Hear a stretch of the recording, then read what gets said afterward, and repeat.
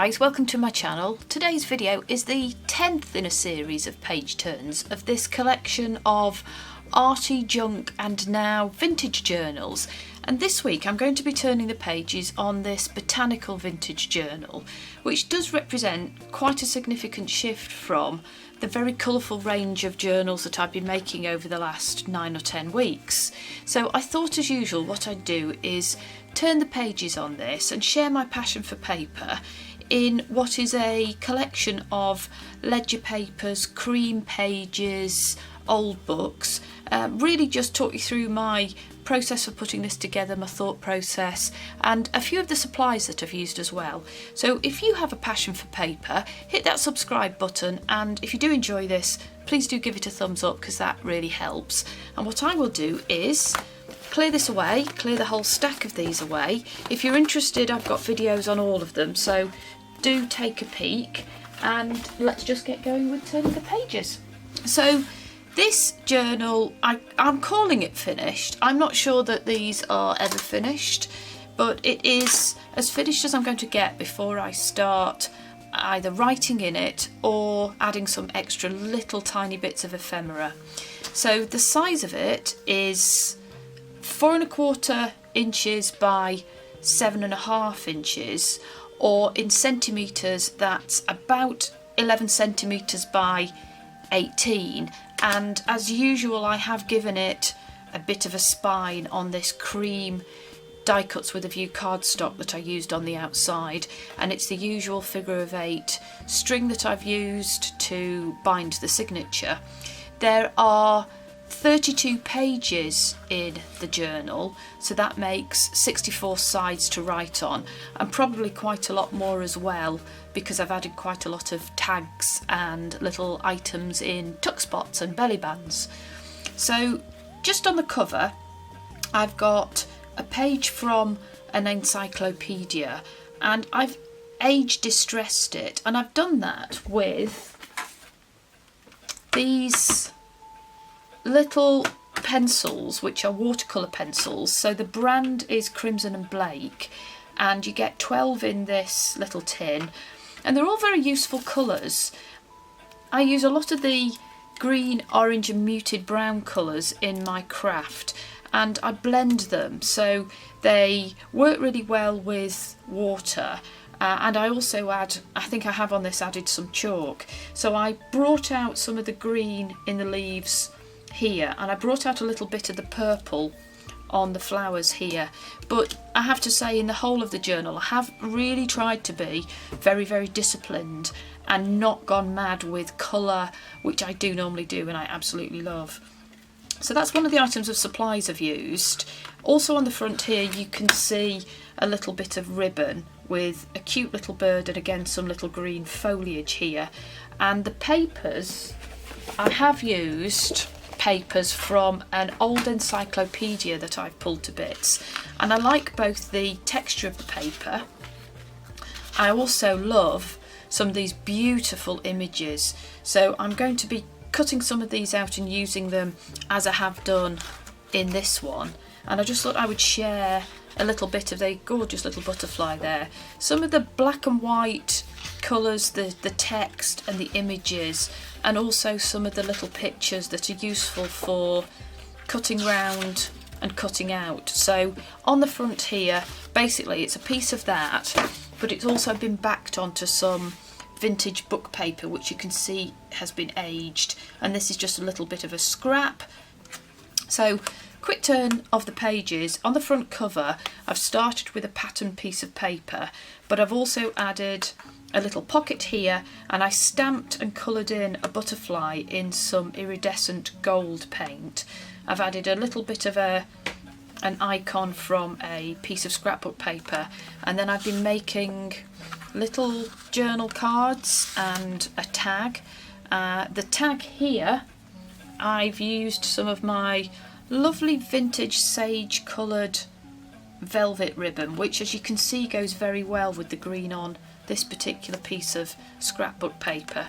So I felt that I wanted something ephemera-ish on the inside cover. So turning the pages, we have some ledger paper, and that's from a very old book of ledger paper that I found at a car boot sale. Some of the old pages from a book. Here we have the lined paper and some greenery, some foliage from that encyclopedia, and I quite like to have pages of different sizes.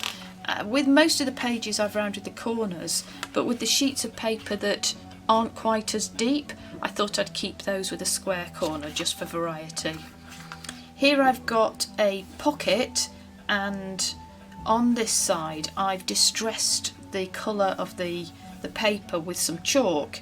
So I rubbed the chalk on with a piece of foam and just sort of rub it into the paper. It doesn't have to be even, in fact not being even is probably better, but I just used some of my brown chalks to make that look a bit more aged, and I've added a little tag here that I've made with some of the encyclopedia paper with the book pages, and just added a little bit of pattern and graph paper, and then a little bit more of sort of old style paper with a little mark on it there. So we have, turn the pages again, as you can see I've rounded the corner here. We've got some pages from an old book, and this is absolutely gorgeous paper, very light watercolour paper, and I liked the deep dark black bold font as a contrast, and also that there wasn't anything else in the background. I've added a bit of a vertical belly band here and some small spotty paper that just tucks in, and just added a little bit more from a thesaurus on the left. So we've got the back of that lovely watercolour paper ready to write on, journal on. More ledger paper. Here we've got some more of that encyclopedia paper with some black and white botanicals, foliage, and I've just brought that out with a thin strip of black paper that I've cut into a V at the end, so that just gives a little bit of balance to the page, I thought. I've added some turquoise, pale turquoise and sage coloured paper here, and this is some old, very old vintage paper. As you can see it's rather crinkly, but I didn't mind that. I think that gives to the feel of the journal. I've added a little tuck spot here, so something I'm learning to do, and inside we have in German a little bit of old paper from a book, and just a little bit of a creamy piece of card to write on, and on the right there's a pocket, and here is another of those little butterflies. I don't know whether you can see the iridescent paint, so I quite enjoyed stamping that. That's just a simple stamp and some basically pen and watercolour painting. Turning the page, some lined paper, plenty of place to write, to capture your thoughts, to sit in a lovely comfy chair with a drink or a coffee or a tea and just make some notes, capture your thoughts from the day. Some more of that watercolour style paper, some more greenery from the encyclopedia. I've got a little bit more of the black and white. I've got a little bit of ephemera here, stapled to another of the pieces of very old vintage paper, and that is a bit of a fold out. And here I've got some very old map, and I've added another little tuck spot. And on this one I kept the text that comes on the side strip of the 12 by 12 piece of card. I just thought that added a little bit of interest. I've got a swirly pattern here. You may not be able to see it, but it's a very pale green and some white swirls. And then the centre page of this journal is a page from an old map, so it's a road atlas that I have been using. So that is attached to give a centre page, but I kept the width of the page so you could have a fold out, really, just to add a little bit more interest there. And I've still rounded the corners on the fold. We've got the rest of that very pale swirly pattern. I've got a page from an old book, a little bit more of the encyclopedia, black and white, again some text, the watercolour paper and some text on there. I've got some more lined paper, a page from an old book about films, a pocket here that I've made, and I've got a little bit of pattern paper from scrapbook, more of that creamy coffee dotty cardstock, so you could write on either side. Even the back is very pretty. It's got a little bit of that turquoisey, tealy blue coming through. And then on this one I had done a little bit of embossing and just brought the flowers out with a chalky pale rub of sort of browns and oranges, just to pull out the dots and the flowers on that, so you could write on the back or indeed write on the front of that tucks in there. There's plenty of space to add a few more items.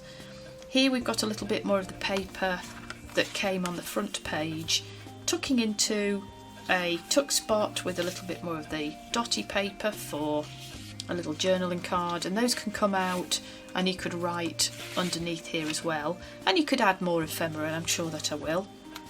Plain side to write on, a little bit more of the encyclopedia paper, ledger paper, and I've kept this rough edge as I pull the pages out of these books. I just thought that was additive to the feel of the journal. In fact, if I just show you one of the journals that I've been pulling to bits, one of the books.